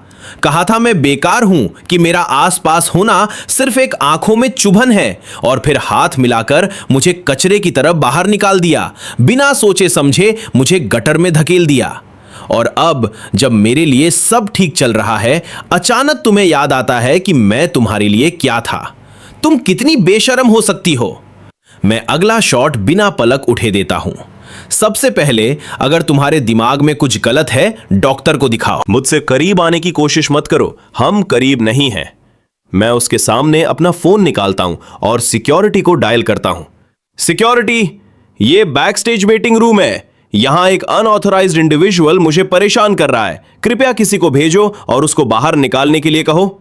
मैं फोन काट देता हूं और उसकी तरफ देखता हूं। दूसरा, मेरी जिंदगी से तुम्हारा कोई लेना देना नहीं है। मेरा समय कीमती है और मैं जो थोड़ा सा बचा है उसको तुम जैसी नकली इंसान मेलोडी मूर से बहस करने में बर्बाद नहीं करना चाहता। उस पल गम और अपमान की एक लहर मेलोडी पर टूट पड़ती है। उसने कभी नहीं सोचा था कि चीजें इतनी कंट्रोल से बाहर हो जाएंगी। पिछले समय में उसने बहुत नखरे किए थे और बहुत परेशानी पैदा की थी। कई बार मेरी इज्जत भी कुचले बिना सोचे समझे, और हर बार अगले दिन तक उसके एक अधूरे माफी से मैं उसको बिना किसी झिझक के माफ कर देता था। हम फिर से ठीक हो जाते। तो उसने हमेशा सोचा था कि जब तक वो इस बार पीछे हटने को तैयार है तो ये बिल्कुल वैसे ही होगा जैसे बाकी सब हुआ था, कि अगर वो थोड़ा सा झुककर अपनी गलती मान ले तो मैं शुक्रगुजार हो जाऊंगा और उसके साथ वापस आ जाऊंगा। तो चाहे वो कितनी भी कोशिश करे, वो इसका मतलब नहीं समझ पाती। उसने अपनी इज्जत निगल ली थी और खुद यहां आई थी, और मैंने उसके मुंह पर दरवाजा बंद कर दिया था बिना पलक झपकाई। वो अभी भी शौक और अपमान को दबाने की कोशिश कर रही है और खुद को फिर से रैंक और गिल्ट ट्रिप करने के लिए तैयार कर रही है, जब सिक्योरिटी गार्ड वेटिंग रूम में तूफान की तरह आता है। एक्सक्यूज मी मिस, क्या आप यहां स्टूडेंट है? अगर नहीं तो आपको तुरंत जाना होगा। डर के एक झलक मेलोडी के चेहरे पर पहली बार दिखती है। वो आगे बढ़ती है जैसे कि वो इससे बहस करके निकल जाएगी, लेकिन मैंने पहले ही अपने नॉइज कैंसलिंग हेडफोन्स लगा लिए हैं और उसको पूरी तरह से इग्नोर किया है। उसको गुरूर में चोट लगने का एहसास होता है और उसके सीने में तेज चुभन फैल जाती है। वो समझ नहीं पाती कि ये सब कैसे हुआ, और उससे भी कम कि वो लड़का जो कभी उसे अपनी पूरी दुनिया मानता था, इतना कैसे बदल गया। पहली बार कोई जो हमेशा सबसे ऊपर खड़ा रहा था डर रहा है। वो डरती है कि वो साया जो हमेशा उसका पीछा करता था, आखिरकार इस पल में उससे हमेशा के लिए आजाद हो गया है। जैसे जैसे सिक्योरिटी गार्ड का रवैया और सख्त होता जाता है, मेलोडी के पास शर्म से सिर झुकाने और किसी भटके हुए कुत्ते की तरह कमरे से बाहर निकल जाने के अलावा कोई चारा नहीं बचता। जब वो सूनी और खोखली मूर एस्टेट लौटती है, तब जेवियर के वेलकम होम बैंक्वेट का समापन चल रहा होता है। जेवियर स्टेज पर स्पॉटलाइट के नीचे अपनी पूरी ताकत से परफॉर्म कर रहा होता है कि तभी उसकी नजर भीड़ में अपनी दूसरी बहन पर पड़ती है। उसके चेहरे पर कोई भाव नहीं है। जेवियर समझता है कि शायद उसका गाना उसे प्रभावित कर गया है। उसे नहीं पता कि मेलोडी की आंखों में आंसू आने वाले हैं, लेकिन वजह उसकी उम्मीद से बिल्कुल अलग है। सिर्फ इसलिए क्योंकि उसका गाना सुनना बेहद तकलीफदेह है। फर्क साफ है। ईथन ने सिर्फ अपने पियानो से पूरे हॉल को अपने नियंत्रण में कर लिया था, जबकि उसका असली भाई उसी स्टेज पर ऐसा सुनाई दे रहा था जैसे किसी बिल्ली की पूंछ पर पैर रख दिया गया हो। यह फर्क इतना दर्दनाक था कि उसका रोने का मन करने लगा। वो रात बेचैनी में गुजारती है और अगली सुबह देर तक सोती रहती है। जागते ही सबसे पहले वो अपना फोन उठाती है और सावधानी से चैट विंडो में एक संदेश भेजती है, ये उम्मीद करते हुए कि शायद उसे अनब्लॉक कर दिया गया हो। लेकिन जैसे ही स्क्रीन जगमगाती है, एक न्यूज नोटिफिकेशन सामने आ जाता है। स्ट्रीमिंग प्लेटफॉर्म ने आधिकारिक तौर पर पियानो प्रोडिजी ईथन मूर के साथ एक डील का ऐलान किया है, जिसके तहत अ ड्रीम वेडिंग का पूरा कॉपीराइट $2 मिलियन में खरीद लिया गया है। यह खबर पढ़कर वो खुद को रोक नहीं पाती। कितना बेवकूफ है, उसे जरा भी बिजनेस सेंस नहीं है। उसने उससे जल्दबाजी में बेचने से मना किया था। इंडस्ट्री में अपने वर्षों के अनुभव के आधार पर वो भरोसे से कह सकती है कि सिर्फ रॉयल्टी ही अगले 10 वर्षों में कम से कम $5 मिलियन तक पहुंच जाती, और ये तो 20 या 30 साल बाद मिलने वाले भारी मुनाफे की बात किए बिना है। यह खबर उसके सीने में चुभती है और उसका दिमाग तेजी से दौड़ने लगता है। उस प्रदर्शन को देखने के बाद जिसने पूरे इंटरनेट को हिला दिया था, वो जानती है कि ईथन की तकनीक ऐसे स्तर पर पहुंच चुकी है जहां तक पहुंचने में बड़े बड़े उस्तादों को दशकों लग जाते हैं। यही एहसास उसके भीतर एक ऐसे शक को जन्म देता है जिसे वो झटक नहीं पाती। क्या ईथन हमेशा खुद को पीछे रखता रहा था? जब भी वो उसके साथ बैठकर अभ्यास करता था, क्या वो जानबूझकर अपनी असली क्षमता छिपाता था? और उसके जाने के तुरंत बाद उसकी प्रतिभा इतनी विस्फोटक तरीके से कैसे सामने आ गई? क्या वो हमेशा चुपचाप उसके अहंकार के लिए रास्ता बनाता रहा? दूसरी ओर $2 मिलियन हाथ में आने के बाद मैं सीधे अस्पताल जाता हूं, कुछ आयातित दवाइयां खरीद कर बाहर निकलता हूं और सड़क किनारे बैठकर एक स्ट्रीट क्रेप ऐसे खाने लगता हूं जैसे कई दिनों से भूखा हूं। नैश कार्टर वहां से गुजरता है और यह सब देख लेता है। अगर उसने अपनी आंखों से यह न देखा होता तो वो कभी यकीन नहीं करता। वो पियानो प्रोडिजी जिसने अभी अभी एक ही रचना से $2 मिलियन कमाए हैं, किसी निर्माण मजदूर की तरह फुटपाथ पर बैठकर स्ट्रीट फूड खा रहा है। खरीद समझौते की शर्तों के अनुसार मैं स्टूडियो पहुंचता हूं और अ ड्रीम वेडिंग की पूरी रिकॉर्डिंग करता हूं। नैश कार्टर दोनों हाथों में एक प्रीमियम चाय का कप लिए मेरी ओर आता है। मिस्टर मूर, पूरी रकम ट्रांसफर कर दी गई है, एक एक पैसा। वो मेरी उम्र के किसी व्यक्ति के लिए इतना सम्मान क्यों दिखा रहा है? इसकी वजह सीधी है। मैं अभी सिर्फ 20 साल का हूं और 20 साल की उम्र में मैंने ऐसी रचना तैयार की है जिसे लोग पहले से ही क्लासिक मान रहे हैं। कौन कह सकता है कि यह बस शुरुआत नहीं है? क्या होगा अगर दूसरी रचना भी आए या तीसरी? अभी संसाधन लगाकर और अच्छे संबंध बनाकर रखना ही समझदारी है, ताकि जब अगली उत्कृष्ट कृति सामने आए तो उनका नाम सबसे पहले हो। नैश कार्टर मुस्कुराते हुए हाथ बढ़ाता है। मिस्टर मूर, हमारे सफल पहले सहयोग के लिए अगर आपके पास इसी स्तर की कोई और रचना हो तो उम्मीद है कि आज आपको समझ आ गया होगा कि हम कितने गंभीर हैं। हम आपके साथ दोबारा काम करना चाहेंगे। लेकिन उसकी सारी गर्मजोशी एक दीवार से टकरा जाती है। उसने तारीफ और सम्मान से भरी पूरी बात कह दी है और मैं वहां एक खंभे की तरह बैठा हूं, बिना किसी प्रतिक्रिया के। हाथ मिलाने के लिए उठने की शिष्टता तक नहीं दिखाता। उसका अभिमान भीतर ही भीतर उसे नाराज करता है।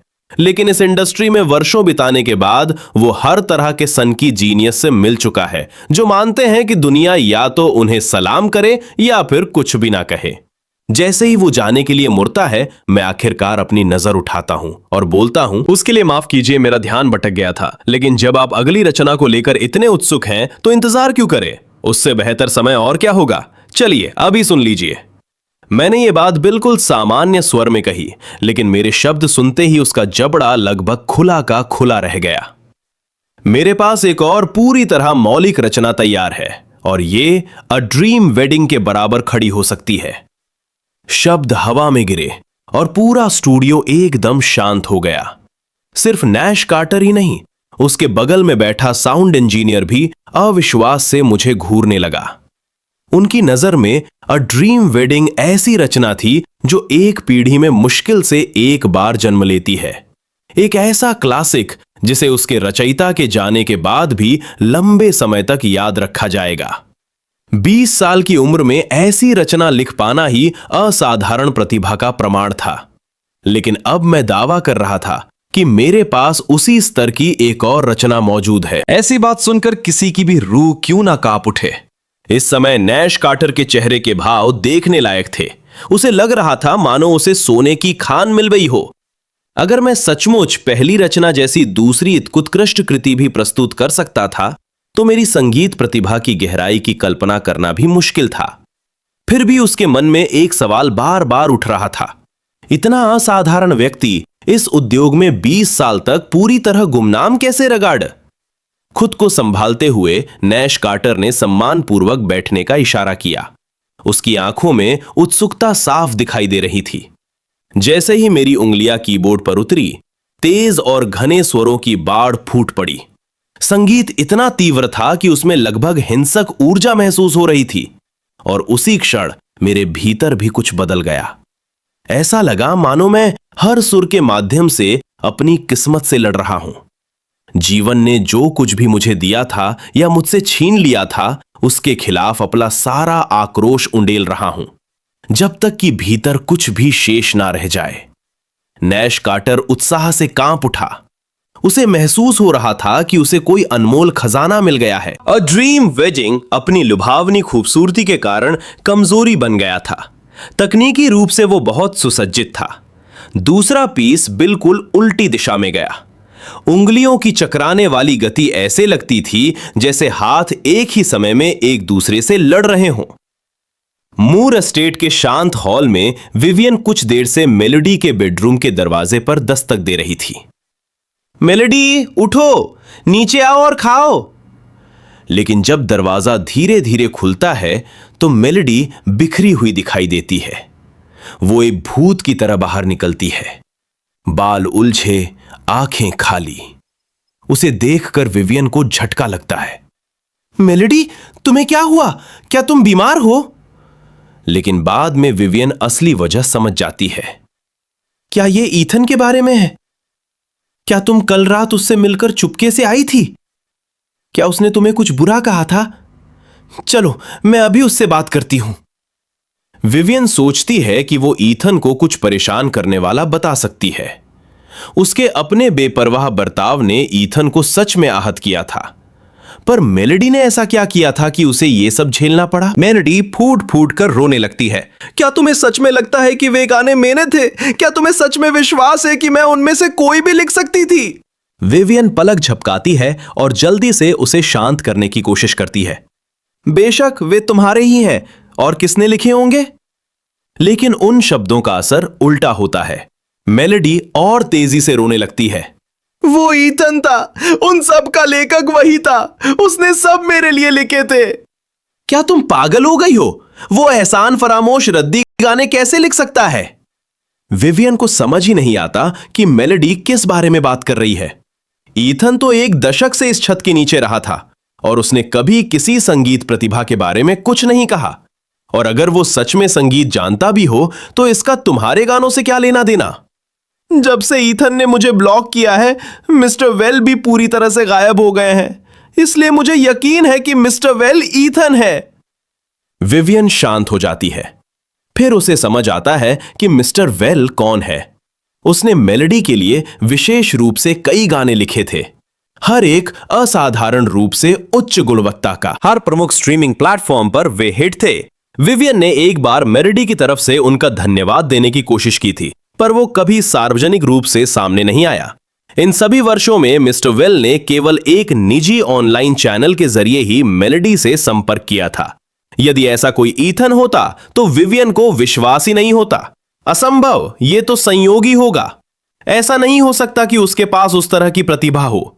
लेकिन उससे पहले कि वो बोल पाती, मेलोडी उसे रोक देती है। ईथन के पास सच में ये प्रतिभा है। तुम शायद हाल ही में मनोरंजन समाचार पर ध्यान नहीं दे रही हो, पर उसने अभी अभी कुछ असाधारण रिलीज की है। मेरे अपने मेंटोर भी उसके बारे में बात कर रहे हैं। देश के सबसे बड़े स्ट्रीमिंग प्लेटफॉर्म ने उसके अधिकारों के लिए मोटा भुगतान किया। विवियन ने मनोरंजन खबरें नहीं देखी थी, पर यह सब सुनकर उसका ध्यान ईथन की ओर मुड़ जाता है। यह वही एहसान फरामोश रद्दी है। वो पूरा समय लंबा खेल खेल रहा था। मोर्टे में एक दशक से ज्यादा समय तक एक भी नोट नहीं बचे, और जैसे ही वो सामने आता है, मास्टरपीस गिरा रहा है। तभी विवियन के वकील का फोन आता है। मिसेस मूर, मेरे पास उस निजी जांच के नतीजे हैं जिसकी आपने रिक्वेस्ट की थी। पुराना मामला, वो अफवाह कि ईथन ने एक महिला स्टूडेंट को परेशान किया था। सबूत निर्णायक है। लड़की ने पूरी बात गढ़ी थी। ईथन पर शुरू से अंत तक गलत आरोप लगाए गए थे। हमें लड़की के अकाउंट में एक पेमेंट मिला। ट्रांसफर के नाम पर आपका भाई जेवियर मूर का नाम है। यह खुलासा बम की तरह लगता है। विवियन अचानक खुद पर छोटा सा मलाल महसूस करती है। उसे वो समय याद आता है जब यह स्कैंडल पहली बार हुआ था। उसने उस आरोप को बस अपने प्रिजम्पशंस के चलते ईथन पर थोप दिया था, और मूर नेम की बाकी खोखली इमेज बचाने के लिए उसे इंसाफ से वंचित कर दिया था। इंटरनेट फिर से आग पकड़ लेता है। स्ट्रीमिंग प्लेटफॉर्म की तरफ से दूसरे पियानो पीसेस के राइट्स खरीदने की खबर अचानक आ जाती है और वो तुरंत टॉप ट्रेंड बन जाता है। लोग हैरान हैं, नहीं हो सकता, इस आदमी के साथ क्या हो रहा है? वो मशीन की तरह मास्टरपीस दे रहा है, एक दिन में एक। क्या वो इंसान भी है? ईथन मूर आखिर कौन है? इसी बीच मैं कैंपस की पहाड़ी के पीछे पार्क में छुपा हुआ बैठा हूं, रेलिंग पर झुका झील देख रहा हूं। एक पेरेंट और बच्चा रोबोट के कॉस्ट्यूम में पार्क में गुजर रहे हैं। शायद ये 2 जन्मों की तन्हाई आखिरकार मुझ पर हावी हो रही है। मैं उस सीन को देखकर थोड़ी बहुत जलन महसूस करता हूं। जानता था क्लास बंक करने वाला राजा यहीं छुपा है। आज तुम कहां थे? मैंने तुम्हें क्लास में नहीं देखा। एक जानी पहचानी तेज आवाज मेरे ख्यालों को तोड़ देती है। क्लेयर सीढ़ियों के नीचे खड़ी है और हाथ आगे बढ़ाती है। तुम मूर्ति की तरह क्यों खड़े हो? जल्दी आओ और मेरा हाथ पकड़ो। मैं झुककर उसे ऊपर खींचता हूं, पर जैसे ही वो मेरा हाथ पकड़कर अपना वजन डालती है, मैं लगभग झील में ही गिर जाता हूं। ईथन, क्या तुम ठीक हो? तुम आजकल बहुत कमजोर लग रहे हो। मैं सांस रोकता हूं और उन शब्दों से कुछ टूटता हुआ महसूस करता हूं। अगर यह कोई मामूली बीमारी ना होती तो शायद मैं क्लेयर की फीलिंग्स को फेस करने का हौसला कर पाता। हेलन और सन्नी के साथ एक आलसी दोपहर बिताने के लिए भी मेरे पास टाइम होता, पर क्लेयर के ये अनौपचारिक शब्द मुझे सपने से जगा देते हैं और ठंडी हकीकत में खड़ा कर देते हैं। एक मरते हुए आदमी को ऐसी इच्छाओं का हक नहीं होता। ईथन, तुम इन दिनों कमाल कर रहे हो। सुना है तुमने 2 मिलियन में 1 पीस बेचा है। ऑनलाइन हर कोई तुम्हें जीनियस बोल रहा है। मैं दर्द दबाकर सख्ती से कहता हूं, क्लेयर, मुझे नहीं पता कि अब हम क्या है। अगर हम कुछ और होते तो शायद मैं इसे छोड़ देता। क्लेयर का चेहरा जड़ सा हो जाता है। उसने कभी नहीं सोचा था कि मैं ऐसा बोलूंगा। क्या मैंने कुछ गलत किया? क्या मैंने तुम्हें नाराज किया? तुमने कुछ गलत नहीं किया। मैं बदल गया हूं। जब मैंने उस ऑफिस में कॉन्ट्रैक्ट साइन किया था, क्या तुम जानती हो उन्होंने मेरे लिए कैसा फ्यूचर पेंट किया? उन्होंने कहा कि मैं टॉप म्यूजिशियंस और इंडस्ट्री के बड़े नामों के साथ काम करूंगा, कि मैं ऐसी दुनिया में कदम रखूंगा जहां मेरी पहुंच पहले नहीं थी। मैं तुम्हारे लिए उन चीजों में से कुछ भी छोड़ने को तैयार नहीं हूं। क्लेयर का हल्का शरीर कांप जाता है, उसकी आंखें भर आती हैं। मेरे शब्द उसे सुई की तरह चुभते हैं। मैं घर पहुंचते पहुंचते थक के पुराने सोफे पर गिर पड़ता हूं। हेलन आवाज सुनकर जल्दी आती है। उस सोफे पर मत सो प्रिय, वहां ड्राफ्ट है, तुम्हें ठंड लग जाएगी। अपने बेड पर जाओ और आराम करो। जब वो मुझे कंबल से ढकने की कोशिश करती है तो उसकी आंखें आंसुओं से भर आती हैं। उसे एक दिल दहला देने वाली खोज होती है। उसके बेटे का वजन करीब करीब कुछ भी नहीं रह गया है। मेरे बेटे, उन्होंने तुम्हारे साथ वहां क्या किया? उसी दिल दहला देने वाली चुप्पी में सामने दरवाजे पर तेज दस्तक गूंजती है। हेलो, क्या कोई दरवाजा खोल सकता है? क्या घर में कोई है? अनचाही मेहमान विवियन दरवाजा खोलने आई है। वो मेरे मुंह बंद रखने और एक शांत समझौते के लिए आई है, पर इस बार वो अकेली आई है, असिस्टेंट नहीं। मेकअप और आउटफिट सावधानी से चुना गया है, हॉट शॉट और पहुंच दिखाने के लिए। हेलेन आंसू पोंछकर दरवाजा खोलती है। जब वो विवियन को देखती है तो चेहरा सख्त हो जाता है। अब तुम्हें क्या चाहिए, तुम निर्दयी औरत? हेलेन की तिरस्कार भरी आवाज पर विवियन की नकली स्माइल ठंडी पड़ जाती है, पर वो प्रो है, जल्दी संभल जाती है। पिछली बार हमारे बीच जो मिसअंडरस्टैंडिंग हुई थी और वो आज शांत बातचीत के लिए आई है। विवियन ने यूनिवर्सिटी तक भी देखा था, पर मैं वहां नहीं था। जब हेलेन हिचकिचाती है, विवियन अंदर फिसल जाती है। बस एक छोटा सा उपहार है, कृपया इसे ज्यादा सर्जियस मत लो। वो एस्टेट से 2 एक्स्ट्रा ऑर्डिनरी महंगी चाय की डिब्बियां कॉफी टेबल पर रख देती है, पर हेलेन तुरंत उन्हें उठाकर दरवाजे की तरफ धकेल देती है। इसे वापस ले लो, यहां किसी को तुम्हारी चैरिटी नहीं चाहिए। यह बर्ताव विवियन को चौंका देता है। वो सोचती है कि इस फैमिली का दिमाग घूम गया होगा। वे ऐसे बिहेव कर रहे हैं जैसे कोई फ्यूज पलटने को तैयार हो जो विवियन के दिमाग में जला रहेगा। हेलेन को हमेशा कंट्रोल्ड और हैंडल करने में आसान माना गया था, तो अचानक उसकी रीढ़ की हड्डी क्यों सख्त हो गई? कृपया शांत हो जाओ। मैं सच में तुम्हारे बेटे से मिलने आई थी। मैं उससे दिल से माफी मांगना चाहती हूं। मुझे पता है मैंने पहले चीजें गलत तरीके से हैंडल की थी। सच्चाई यह है कि विवियन न सिर्फ माफी मांगने आई है, उसे मुझसे कुछ चाहिए भी, इसलिए उसने अपना गर्व दबा लिया। यह वही औरत है जो अपनी दुनिया पर तानाशाह की तरह राज करती है। उसने पहले ही तंज कर लिया था कि विवियन माफी मांगने आई है। हेलेन थोड़ी नरम पड़ती है, पर सावधानी बरकरार रहती है। वो अभी भी उसे भगा देना चाहती है। पिछली बार भी जब यह सब कहा गया था कि वो सुधार के लिए आई है, सब चिल्लाहट में बदल गया था। हेलेन विवियन को बाहर निकालने ही वाली होती है जब मैं अपने बेडरूम का दरवाजा खोलता हूं। मां, तुम किससे झगड़ रही हो? विवियन मुझे देखती है और तेजी से आगे बढ़ती है, दूरी घटने से पहले कि मैं कुछ कर पाऊं। क्या मैं अंदर आ सकती हूं? मुझे बस कुछ मिनट चाहिए। मैं ऊपर तक नहीं देखता, पीछे हटकर दरवाजा बंद करने की कोशिश करता हूं, पर मेरी ताकत नहीं है। वो हैंडल पकड़कर कसकर पकड़े रहती है। क्या तुम्हें आइडिया है कि तुम्हारे जाने के बाद क्या हुआ? मेलेडी टूट चुकी है। वो कई दिनों से सोई नहीं है, खासकर उस रात के बाद जब उसने तुम्हें देखा था। वो पूरी तरह खाली होकर घर आई, खाना नहीं खाती, पानी नहीं पीती, दिन भर अपने कमरे में बंद रहती है। मुझे कुछ भी महसूस नहीं होता।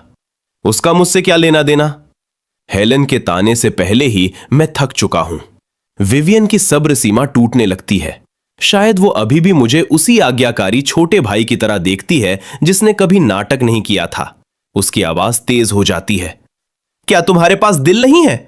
मेलेडी टूट रही है और तुम यहां खड़े होकर ठंडी बातें कर रहे हो। मैं तुम्हारे पास कई बार आई हूं, हर बार अपना गर्व दबाकर।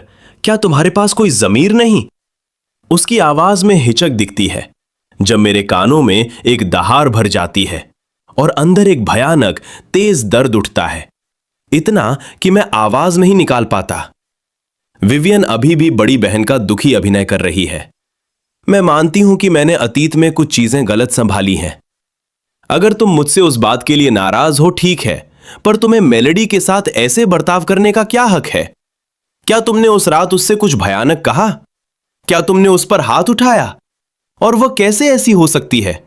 मैं बाकी चीजें छोड़ दूंगी, पर तुम मुझे आज सच बता दो। उसने निराशा भरे चेहरे के साथ कहा। उसने वो पुरानी चीजें देखी जिनको उन्होंने लापरवाही से मेरे ऊपर थोप रखा था, और मान लिया था कि मैं अभी भी हमारे रिश्ते को संभालता हूं, पर वो खुद को धोखा दे रही थी। अब तक मैं खुद को संभाल पाया था और बोल पाया। क्या तुम सबके साथ कुछ गलत हो गया है? जिस दिन तुमने मुझे बाहर निकाला था, क्या तुमने शैंपेन नहीं फोड़ा था? मुझे कैसे पता चलेगा कि वो अचानक क्यों टूटी?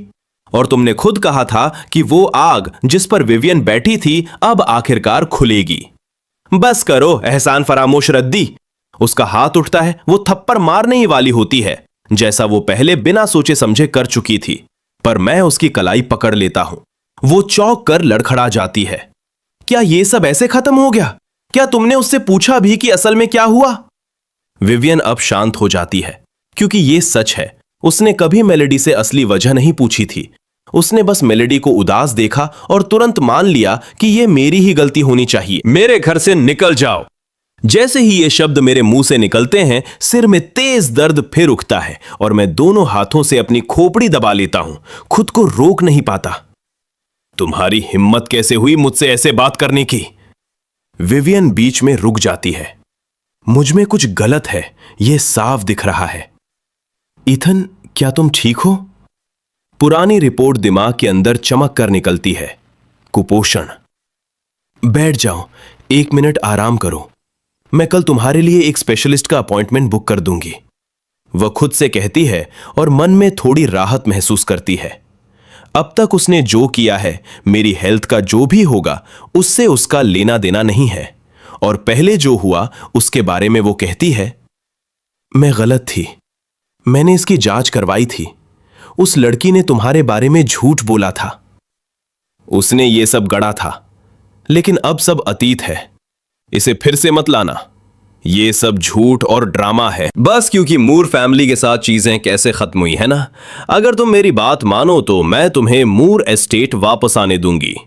वो ये सब अपने आने से पहले ही तय कर चुकी थी। इसे एक तरह का मुआवजा समझो। एक बार वापस आओगे तो मैं फिर से मेलेडी का सपोर्ट भी करूंगी, और बिल्कुल बिजनेस नजरिए से भी ईथन में इन्वेस्ट करना सही रहेगा जब सब कुछ टर्म्स के साथ तोला जाएगा। यही वो डिसीजन है जिस पर वो पहुंची है। लेकिन वापसी की एक शर्त है, तुम मुझसे और मेलेडी से माफी मांगोगे। आखिरकार अगर तुम वापस आते हो तो हम फैमिली है, और तुम्हारे जो शब्द और बिहेवियर थे उन्होंने हद पार कर दी। विवियन वही परिचित लेक्चर वाली मुद्रा में लौट आती है। उसी वर्जन की याद आती है जो उसकी बात मान लेता था। फिर भी रियायत देने के बावजूद उसे मुझे अपनी जगह पर रखना होता है। मैं इतना गुस्से में हूं कि सोच भी ठीक से नहीं पाता। मुझे समझ नहीं आता कि उसे ये आत्मविश्वास कहां से आता है। तुम किस बारे में बोल रही हो? मैंने कभी वापसी की इच्छा जताई थी? मैं टूटने के कगार पर हूं। जिस पल तुमने वो कॉल किया, क्या मैंने वापस आने का एक भी वर्ड बोला था? किसने तुम्हें यह आइडिया दिया कि मैं ये सब चाहता था? तुम ही हो जो हर कुछ दिनों में यहां घड़ी की तरह आती हो। आखिर किस लिए? तुम्हारे दिमाग में कुछ चल रहा है क्या? विवियन भड़क उठती है। ठीक है, मैंने जो कहना था कह दिया, मेरा काम हो गया। अब ये तुम पर है। तुम अब कभी मूर एस्टेट में कदम नहीं रखोगे, चाहे तुम घुटनों पर ही क्यों ना गिरो। मैं जोर से हंस पड़ता हूं। ओह, बहुत बहुत शुक्रिया। मूर एस्टेट में वापस न जाने का आइडिया मैं शायद रो दूं। और वैसे भी क्या तुम मेरे घर से बाहर निकल सकती हो और यहां बार बार आना बंद कर लोगी? अगर तुम कर सकती हो तो मैं मान लूंगा कि हमें सच में खत्म होना चाहिए। विवियन गुस्से से कांप रही है। कलाई पर पकड़े जाने की बात अभी भी उसे चुभ रही है। दांत इतनी जोर से पीस रही है कि टूट सकते हैं। रिवरडेल के सबसे अमीर टाइकून ने खुद को नीचा दिखाया था, अपना गुरूर रखा और माफी मांगी थी। और न सिर्फ मैं तारीफ नहीं कर रहा, बल्कि मैंने उसके साथ सख्त व्यवहार भी किया। वो मेरे कटाक्ष सुनकर भी मानती है कि मैं वापस आना चाहता हूं, मूर एस्टेट लौटना चाहता हूं, और कम से कम यहां रहने की तुलना में ये तंग जगह कहीं बेहतर है। तभी उसके पॉकेट में फोन बजता है। वो लगभग कॉल रिजेक्ट कर देती है, पर स्क्रीन पर नेम देखते ही चेहरा बदल जाता है। मेलेडी, क्या हुआ? दूसरी तरफ मेलेडी की आवाज तेज और कसकर आई। किस तरह था? क्या तुमने ईथन से बात की? क्या वो घर आने को राजी है? विवियन का चेहरा खाली हो जाता है, पर वो मेलेडी की बड़ी बहन है। आवाज स्थिर रखती है और अपनी घटना का अपना वर्जन सुनाती है। इसमें अतिशयोक्ति और चुनी हुई याददाश्त का कोई अभाव नहीं। खुद को पीड़ित दिखाना और मुझे एक निर्दयी एहसान फरामोश के रूप में चित्रित करना। मैं इसे सुनकर हंसने वाला था, पर परवाह नहीं करता। असल में मैं खुश भी हूं कि वो इसे ज्यादा संभाल कर पेश कर रही है। जितना बुरा वो मुझे बताएगी, उतनी ही कम लोग वापस आने पर भरोसा करेंगे। विवियन अपना नाटकीय बयान खत्म करती है। वो उम्मीद करती है कि मेलेडी मुझे पूरी तरह छोड़ देगी, लेकिन जो होता है वो उसे चौंका देता है। मेलेडी दूसरी तरफ फूट फूट कर रोती है और फिर स्पीकर पर रखने की भीख मांगती है। ईथन, मुझे पता है तुमने बहुत कुछ सहा है। प्लीज विवियन से और मत लड़ो। तुम जानते हो वो कैसी है। बस उसकी बात सुनो और घर आओ। मैं तुमसे विनती कर रही हूं। विवियन मेलेडी को किसी के सामने भीख मांगते हुए देख झिझकती है। मैं आगे बढ़ता हूं और उसके हाथ से फोन छीन लेता हूं। अपनी बहन को मुझसे दूर रखो, और मैं कॉल काट देता हूं। शहर के पार क्लेयर अपनी तरफ घर लौटती है। उसने कैंपस के बाहर मेरी तलाश की, क्योंकि मैंने क्लास बंक कर दी थी और शाम की स्टडी सेशन मिस कर दी थी। वो अपने दरवाजे पर बैठकर अंधेरे में सोचती रहती है, दिमाग उलझा हुआ, यादें बिखरी हुई। वो फ्रेशमैन ओरिएंटेशन वीक को याद करती है, उस भीषण गर्मी को जब प्रशिक्षक ने तरबूज काटकर खिलाया था। तब उसने लड़कों और लड़कियों को एक लाइन में बिठाया और रिएक्शन टाइम गेम खिलाया। नियम था कि तुम तभी स्लाइस उठा सकते थे जब गिनती खत्म होती, पर उसने गिनती शुरू कर भी नहीं दी और चिल्ला दिया। भीड़ उखड़ गई। क्लेयर को याद है कि उसने बस 1 सेकंड के लिए ध्यान भटका दिया और पंक्ति में पीछे रह गई। जब उसने ध्यान वापस किया तो मेरा हाथ पहले ही उसकी स्लाइस पर था। वो चौंक कर वापस आई, पर भीड़ ने चिढ़ाते हुए झूम कर उसका चेहरा लाल कर दिया। बाद में उसने चुपचाप स्लाइस उठा ली। लोग मजाक उड़ाते थे कि इस इशारे ने मुझे पहले चुनने का लाभ दे दिया था। दिल के मामलों पर क्लेयर की मुस्कान कम ही बनती है। एक और याद आती है, हाई स्कूल के आखिरी साल में जब वो अकेली घर जा रही थी और एक अधेड़ आदमी चाकू लेकर आ गया था। उसने कभी उससे पहले नहीं मिली थी, पर उसने उस पर हमला कर दिया। सड़क पर लोग चिल्ला रहे थे। मैंने बिना संकोच अपनी बाइक फेंकी, पास की दुकान से एक मॉप उठाई और चाकू छीन लिया। कुछ राहगीरों की मदद से हम उसे पकड़कर पुलिस का इंतजार कर रहे थे। क्लेयर मेरे साथ अस्पताल गई थी जब जख्म भर रहे थे। वो इतनी जोर से रो रही थी कि सांस तक रुक रही थी। तुम्हें पता है, अगर तुम्हें कुछ हो जाता तो मैं जीना भी नहीं चाहूंगी, उसने कहा। मैंने उसे धीरे और दृढ़ता से संभाला और बाहर निकाला। उसी दिन उसने वादा किया था कि अगर कभी ऐसा खतरा आएगा तो वो अपनी जान मेरी खातिर दे देगी। ऐसी यादें बनी रहीं, हनत्ती, दर्द भरी, और अभी भी वे पीछा कर रही है। क्या ये सब इसलिए है क्योंकि तुम नई दुनिया में आ गए हो और बदल गए हो?